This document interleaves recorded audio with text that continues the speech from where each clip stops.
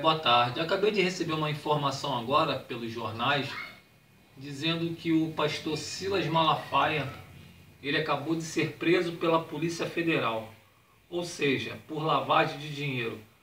Mas até aí não tem nada concretizado. As pessoas estão dizendo que ele já está preso, que ele já está algemado, que já está na cadeia. Não.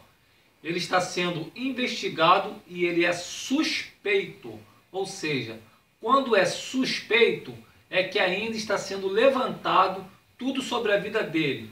E nós vemos aí que muitas pessoas estão crucificando já Silas Malafaia, dizendo que ele era ladrão, que ele já roubava as coisas debaixo do pano, bem feito para ele, tinha que se ferrar, desculpa o termo, mas quer dizer para você, ainda não tem nada certo.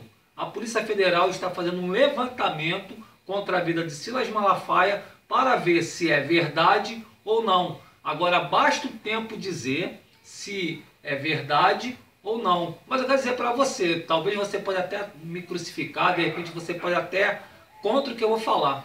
Eu creio que Silas Malafaia, ele é um homem de Deus, é um homem que prega a palavra, é um homem verdadeiro. E eu creio que essas coisas que estão acontecendo na vida do Silas Malafaia provavelmente é para prejudicar o lado dele.